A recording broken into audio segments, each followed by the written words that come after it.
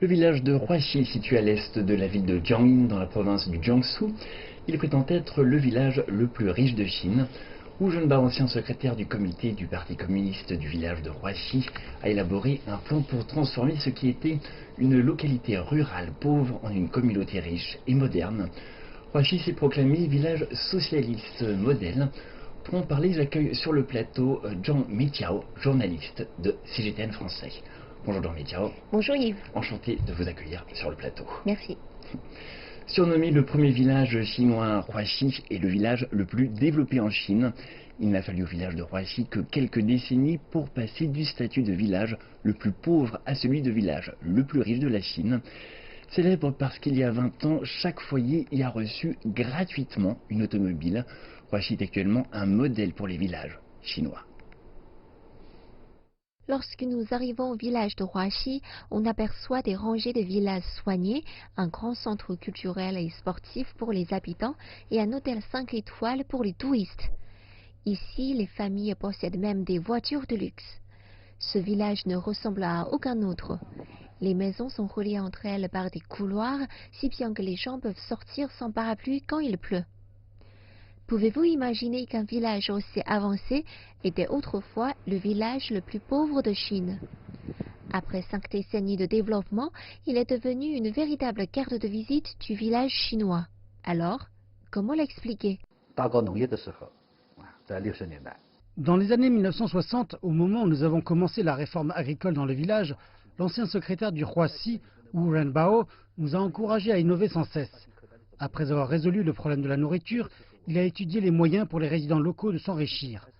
Alors que le pays n'avait pas encore commencé à encourager les habitants à créer des entreprises, Huaxi a fondé sa première entreprise, ce qui a transformé nos paysans en ouvriers. Comment Huaxi a fait pour progresser dans le domaine agricole? Il s'est efforcé de développer une agriculture scientifique et technologique. Le village a constitué un centre de recherche en agriculture et en élevage. Celui-ci sélectionne et cultive des fruits, du riz, des produits aquatiques, des légumes, des arbres et élève des volailles, selon des méthodes scientifiques et technologiques. Prenons l'exemple du centre de production du riz. Pour garantir la pureté des gènes du riz, les semences que nous utilisons proviennent de l'Académie des sciences agricoles du Jiangsu. Ensuite, nous avons sélectionné les semences en les immergeant dans de l'eau salée et en avons éliminé environ 30% qui sont celles de mauvaise qualité. C'est ainsi que nous garantissons le rendement et la qualité de notre riz. Le contrôle est centralisé tout au long du processus de la transformation du riz, qui est strictement conforme aux critères de numérisation, de processus et d'industrialisation. Après avoir fait des progrès dans l'agriculture, Huaxi s'est investi dans le développement industriel, ce qui lui a permis d'accumuler du capital. Puis le village a fondé le groupe Huaxi et s'est étendu aussi dans l'industrie des services, le fret maritime, le tourisme aérien, le stockage, l'investissement financier et la technologie. Huaxi propose 2 méthodes de transformation depuis 2004. D'abord, c'est le passage de la quantité à la qualité, puis celui du travail manuel au travail intellectuel. Grande entreprise ne signifie pas forcément bonne entreprise. Au lieu de faire attention aux chiffres d'affaires, nous nous concentrons plutôt sur la production par habitant. Après plus de 10 ans, avec la transformation et la modernisation, nos ventes n'ont pas augmenté, elles ont même diminué. Cependant, la production par habitant a augmenté, donc nous payons plus de taxes. En 2018, Huaxi a versé 1,48 milliard de yuan à l'État. Le secret de la réussite du village de Huaxi consiste en une vision à long terme, associée à une grande capacité d'adaptation aux situations nouvelles. Espérons qu'il saurait encore inspirer longtemps d'autres villages et entreprises sur les moyens de parvenir à un meilleur développement. Huaxi, le village le plus riche de Chine, gère aujourd'hui plus de 200 entreprises, dont à peu près 60 dans le parc industriel. Ces dernières années, afin de réaliser un développement durable, d'énormes efforts ont été entrepris dans la protection de l'environnement, surtout dans celle de l'eau et de l'air. Aujourd'hui, l'eau utilisée dans l'industrie pour refroidir l'acier peut atteindre le critère de potabilité après avoir été retraitée. Rendons-nous tout de suite sur place. De l'eau industrielle, oui. De l'eau potable, la réponse est également positive. Ici, dans l'entreprise d'acier de Huaxi, des eaux usées domestiques, industrielles et pluviales sont toutes retraitées et recyclées et peuvent atteindre le niveau d'eau potable. Tout cela grâce à des équipements importés de l'étranger. La capacité quotidienne de retraitement est de 18 000 tonnes par jour, ce qui est bien supérieur aux besoins de toute l'entreprise. Rien n'est déversé, toutes les eaux, soit les eaux usées domestiques, industrielles ou les eaux pluviales, toutes sont récupérées et traitées. Zéro déversement, littéralement. Ici, l'eau est indispensable pour refroidir l'acier ou pour éviter que trop de poudre ne vienne éventuellement polluer l'air. Ordinairement, la fabrication d'une tonne d'acier nécessite environ 3 tonnes d'eau nouvelle. Ici, 1,2 tonnes suffit. Outre la qualité de l'eau, celle de l'air est également bien suivie. 3 postes de contrôle sont installés dans l'entreprise pour surveiller de près la densité de particules PM2,5. La qualité de l'air au sein de l'entreprise est même supérieure à celle de l'extérieur. Peu de fumée sort de la cheminée. Généralement, la densité des particules PM2,5 est 30% inférieure à l'intérieur qu'à l'extérieur. Fondée en 1961 avec seulement 660 habitants, Roissy compte aujourd'hui plus de 60 000 habitants permanents sur 35 km². La protection de l'environnement est de plus en plus rigoureuse, mais les entreprises n'en ont pas toutes une conscience claire au début. Créée il y a 35 ans, la société productrice de joints de Roissy est aujourd'hui l'un des producteurs principaux du secteur en Chine. Plus de la moitié de la production est destinée aux clients japonais, connus pour leur grande exigence en termes de qualité des produits. Afin de répondre aux besoins des clients, la société s'est beaucoup investie dans le nettoyage des joints et le déversement de l'eau usée dans la rivière de Zhangjiagang leur a fait payer cher. Je ne comprenais pas, il ne s'agissait que d'une tonne d'eau par jour, seulement quelques centaines de kilogrammes d'eau toutes les heures. Mais après que notre président m'ait critiqué, j'ai réfléchi et je me suis engagé à résoudre le problème en 20 jours. En dehors des eaux de l'entreprise d'acier de Roissy, les autres eaux usées de l'industrie et des ménages du village sont acheminées ici pour un dernier retraitement avant le déversement. Nous avons 3 systèmes de traitement. Le premier pour les eaux industrielles, le second pour les eaux usées domestiques et le dernier pour celles des industries de l'impression et de la teinture. La capacité de traitement est de 15 000 tonnes par jour, ce qui est supérieur à nos besoins. Ces systèmes ont coûté à Roissy plus de 100 millions de yuans, mais les eaux déversées peuvent atteindre le niveau de déversement du lac Taihu, le plus élevé de Chine, supérieur au niveau standard. C'est l'objectif final du développement économique, le confort quotidien et une meilleure qualité de vie. Toutes les eaux déversées rejoignent cette rivière, la rivière de Zhangjiagang, qui rejoint le fleuve Yangtze avant de parvenir à la mer de Chine orientale. Et retour sur le plateau avec notre invité Jean Média. Bonjour Jean Média. Bonjour Yves. Alors quelles impressions avez-vous du village de Roissy? Oui, mon première impression de Roissy, c'est qu'il y a des couloirs qui lient les maisons les unes aux autres. Donc ces maisons-là sont construites dans les années 80 où les voitures n'étaient pas encore populaires en Chine. Donc avec ces couloirs totalement couverts, les habitants peuvent sortir travailler ou bien rendre visite aux amis quand il pleuvait sans besoin de rapporter leur parapluie. Donc cela facilite la vie des habitants. Ouais, en effet, c'est très utile. Quel le luxe de pouvoir se rendre au travail sans avoir besoin de prendre de parapluie. Exactement. Alors au début de la réforme et l'ouverture en Chine, le village de Roissy a commencé donc à créer des entreprises collectives et transformer des paysans en ouvriers. Alors à l'époque, cette génération de paysans qui n'avaient pas vraiment suivi d'études, est-ce qu'elle pouvait travailler dans un secteur comme l'industrie? Et est-ce qu'il y avait des chômeurs à ce moment-là?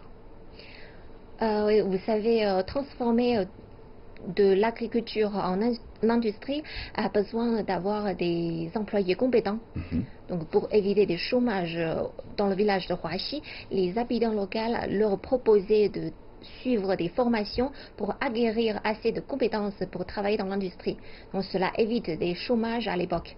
En effet. Alors, quel est le secret de la réussite de Huaxi?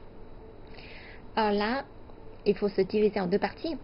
Premièrement, c'est à l'époque de la réforme et l'ouverture, au moment où les entreprises d'État n'étaient pas encore réformées. Donc l'État a encouragé aux habitants et aux villages de créer leur propre entreprise. Donc Huaxi a bien saisi l'occasion pour créer son première entreprise collective. On dirait collective parce que c'est plus facile pour une entreprise collective d'obtenir un prêt industriel ou agricole auprès des banques par rapport aux entreprises créées par les citoyens. Donc, au fur et à mesure de son développement, Huaxi a continué sa réussite parce que il a deux points clés. Premièrement, ce sont les dirigeants locaux qui ont une vision plutôt sur le long terme. Donc Huaxi s'implant non seulement dans l'agriculture et l'industrie, et il s'étend aussi dans le fret maritime, l'industrie des services, et aussi, même si maintenant il y a la nouvelle technologie. Donc cela donne une bonne capacité d'adaptation au village de Huaxi face au changement du marché et des politiques. Donc, par exemple, Huaxi maintenant s'investit non seulement en Chine, mais aussi à l'international. Il a créé depuis quelques années au Mozambique une usine de traitement des minéraux. Donc, avec quelques années, il a déjà vendu ses produits en Europe. Donc, deuxième point clé pour Huaxi, c'est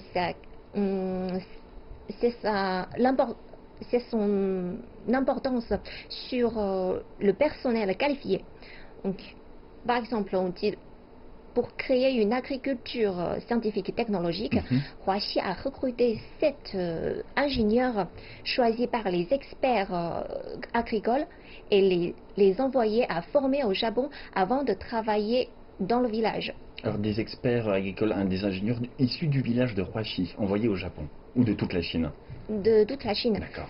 Ces ingénieurs, ils ont recruté des ingénieurs à part dans les universités ou bien des étudiants qui sont rentrés de l'étranger. D'accord. Donc une véritable élite. Alors justement, une question qui me brûle les lèvres, on peut constater que le village de Huaxi a beaucoup de cordes à son arc, et que c'est une véritable success story. Est-ce que le succès de Huaxi, est-ce qu'il est copiable? Est-ce qu'on peut le copier? Alors là, on dirait le succès de Huaxi dépend aussi d'un contexte de la réforme et l'ouverture. Donc, à ce point-là, on dirait que c'est un peu difficile de copier vraiment son succès. Donc, à l'époque, quand l'État leur encourageait de créer des entreprises, Huaxi peut obtenir non seulement un prêt facilement, mais aussi à un taux très faible. Et aussi à l'époque, les main-d'œuvre est bon marché et le frais foncier n'était pas élevé du tout. Et pour une entreprise très polluante, il n'y avait pas du tout d'amende. Oui. Mais maintenant, avec le changement en Chine, le développement durable nous demande d'avoir une vraie technologie dans l'entreprise. Donc, si pour un nouveau village en Chine, avoir ce genre de succès, c'est pas très possible. Oui. C'est vrai que moins de normes, moins de critères à l'époque, donc oui, c'est beaucoup plus facile à mettre en place. Mais par contre, on peut quand même apprendre un peu de la réussite de Huaxi. Par exemple, pour Huaxi, le plus important, c'est pas d'avoir des produits hyper bien, mais son canal de financement est superbe. Par exemple, il a deux formes de canaux de financement.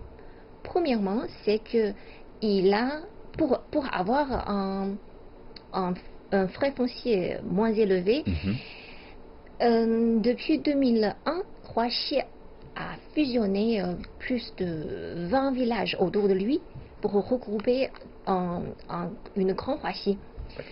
Je vais vous interrompre, on pourra poursuivre éventuellement ce sujet lors d'une prochaine édition. Ce fut un véritable plaisir de vous accueillir sur le plateau. Merci beaucoup. Merci. Désignée par l'Assemblée générale des Nations unies, l'année 2019 est l'année internationale des langues autochtones. Alors quelle est la situation des dialectes en Chine? Un reportage signé Lin Jie.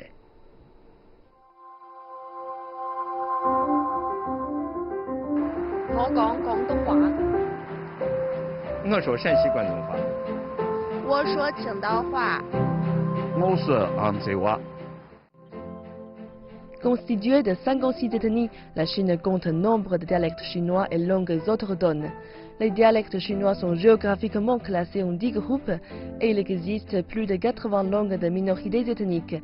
Cependant, confrontée à la menace des langues dominantes et à l'influence de la mondialisation et d'Internet, la situation des dialectes en Chine est délicate.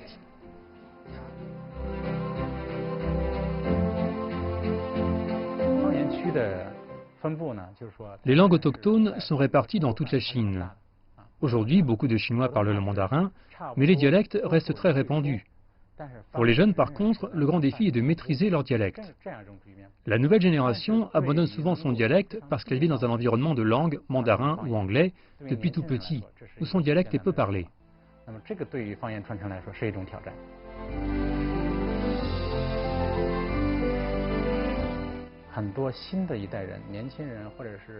Il existe une complémentarité entre la généralisation du mandarin et les dialectes, car si vous avez une connaissance d'un dialecte, il vous sera utile pour apprendre le mandarin.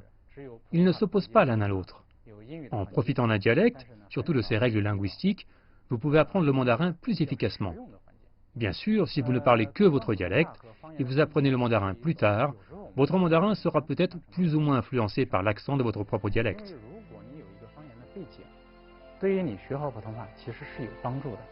En attachant une importance à la diversité des dialectes, en 2015, la Chine a lancé un projet pour protéger les ressources linguistiques chinoises. Des dialectologues ont été envoyés dans toutes les provinces pour répertorier les dialectes locaux ainsi que le corpus linguistique des arts populaires. Parallèlement, l'entreprise chinoise de haute technologie iFlyTech a créé une plateforme publique permettant de collecter le corpus phonétique fourni par les visiteurs du site et d'établir une bibliothèque de dialectes chinois grâce à la technologie de l'intelligence artificielle. Le 19 mars, le groupe Alibaba a également annoncé un plan de protection des dialectes. L'objectif est de créer en ligne un musée des dialectes. Dans l'avenir, ces bases de données vocales pourront être utilisées dans divers domaines, tels que les guichets bancaires intelligents, les systèmes de voitures et les appareils électroménagers pour optimiser et compléter les services offerts au grand public. Alors bonjour Lin Jie, c'est un véritable plaisir de vous accueillir en plein duplex. Quelles sont les caractéristiques des dialectes chinois? Les langues autochtones chinoises sont abondantes, ce qui est rare par rapport à d'autres pays, parce que la population chinoise est composée de 56 ethnies, dont 53 possèdent leur propre langue autochtone. La langue la plus répandue de la Chine est la langue de l'ethnie Han, c'est-à-dire le chinois.